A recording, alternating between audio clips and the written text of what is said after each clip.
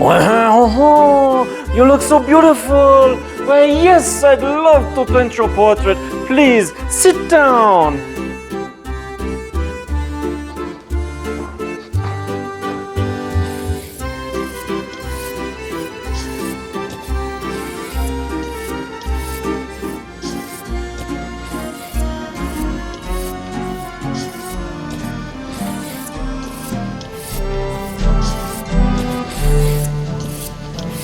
Mademoiselle, hold still.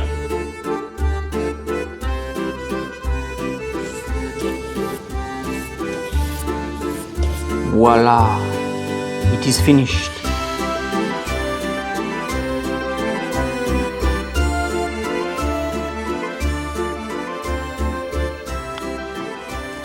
Ta-da! What do you think? Where is it? What do you think? I've been painting right here. I spent 2 hours sitting on that chair, and that looks like something my dog would have painted. What do you expect me to do when all I have to work with is blue? Welcome back to Light-Minded Arts. I'm Brent Lindstrom. And just like you can't paint a portrait with only one color, surviving as an artist, especially if art is your career, might not be all that easy unless you find ways to diversify your income stream. When I first made the decision to become a full-time writer and film producer about 10 years ago, I thought, how am I going to do this? Because making money as an artist sounds incredibly difficult. I mean, is anyone going to care what I produce? Is anyone going to care about what I write? How am I going to provide for my family and still do the thing that I really, really love and want to do? Maybe you're asking yourself the same question. For me, the answer was simply, don't just dive right into it.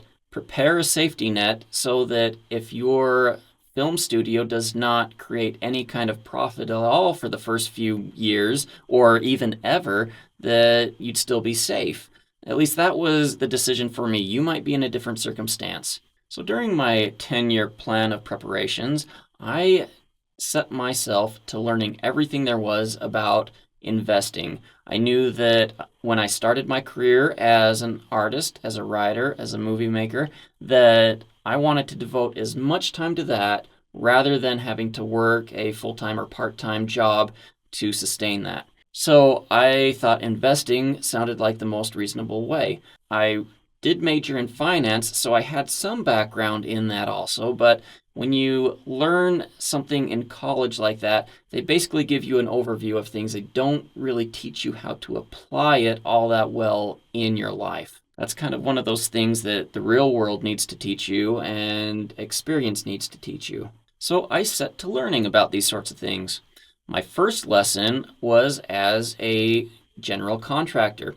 So I started my work right out of college as a superintendent to my family's construction business.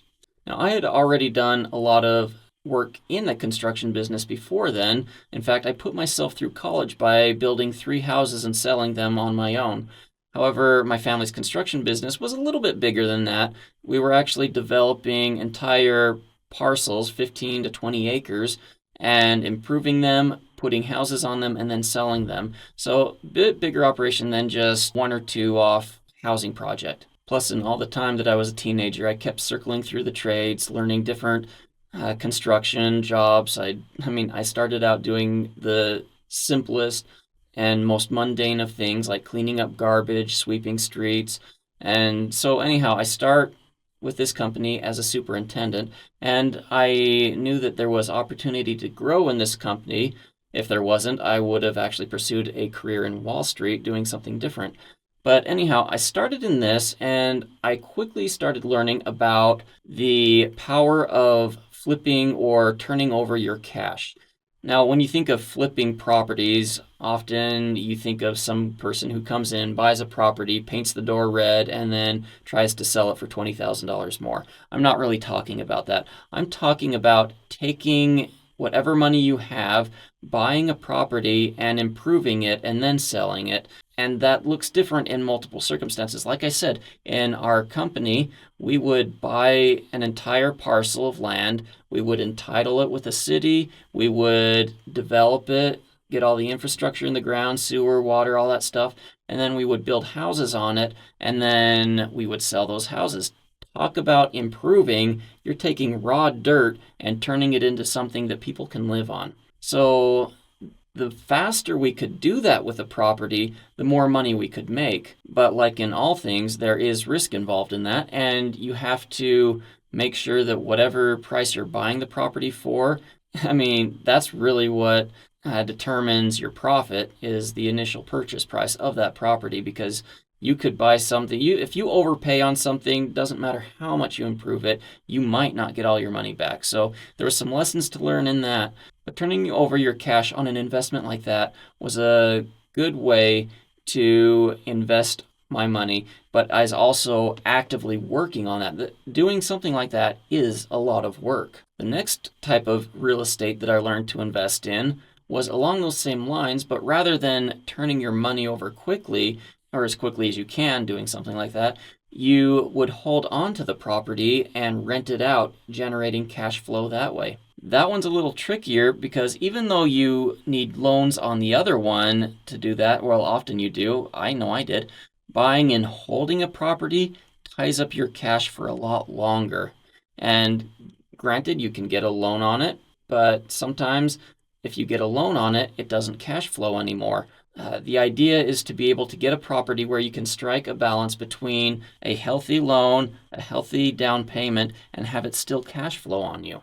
So for me, that involved taking some of my skills in developing and building a property and creating some equity that way, and then turning it into a rental from there. You still tie up cash, but when you do go in for your loan, the loan doesn't have to be as much because a lot of that equity that you put into it is tied into your sweat equity. It's tied into the improvement of that lot as if you were flipping it. If that doesn't make sense, don't worry. In some of my future videos, I'm going to actually talk a little bit more about how that all works. So for now, just know that the second lesson I learned on investing in real estate was to buy and hold and rent. So now I've got two types of real estate investments that I've been working on over the last 10 years. And the next one that I wanted to do, because if all you're in is real estate, you're not really diversified. And when you have a population like in the United States that is starting to shrink, then, I mean, people just aren't having as many kids anymore. That means that eventually real estate is not going to continue to boom. I mean, maybe it'll still go up in value, but there might be changes. So there's some risk involved in real estate. There's also risk based on when you have to refinance some of those loans, whether or not you'll have the killer interest rates that maybe you had at the beginning. So there's issues like that that can make things not work anymore in the real estate market. But for now, they are working, and that is one avenue that I have pursued. Another avenue that I have pursued is the stock market. Now, stocks can be pretty tricky too, and if you don't know anything about stocks, you don't want to just dive right into it. I spent the last 10 years learning how to trade the stock market. And there's strategies that I would still lose money in if I were to do them. But I have learned a couple of strategies.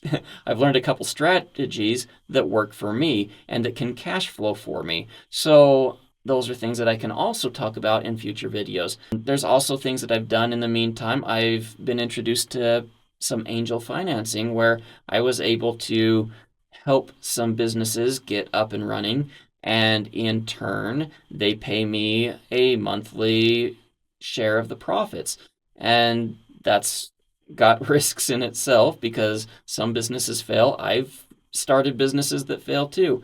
And business ownership is another thing that you can try. And if you're becoming an artist as a career, maybe that is what you're going to end up doing. So learning about business is great. But yes, there's angel investing that you can do to earn income.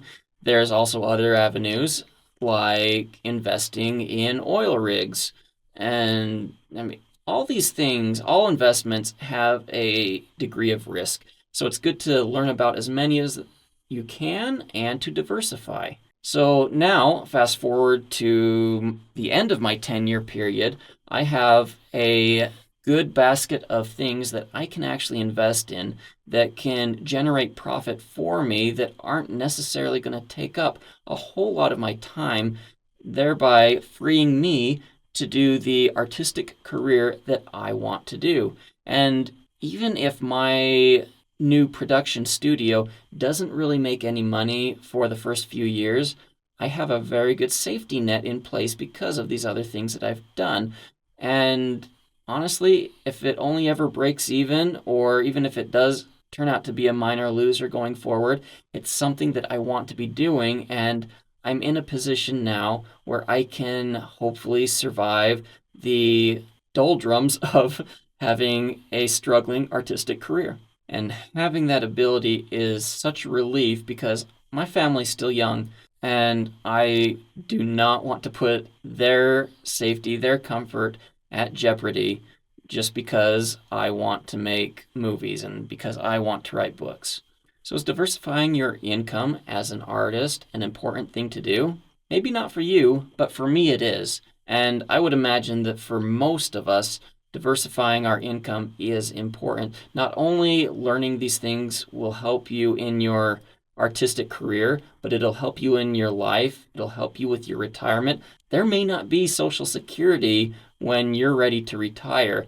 Wouldn't it be really nice to have a safety net, some investments that you've been able to scrape together over the years? I mean, I have lived so frugally over the last several years in order to find money to invest, and every penny I could get, I put back into my company as a contractor or into the stock market as I've developed my abilities to trade that. And all these things have put me in a really good position so that someday future me will be able to even retire off of them. As I get going in this series, it's going to be about a year-long series at least, where I'm going to be talking about my 10-year plan, all the prep and planning that I put into it.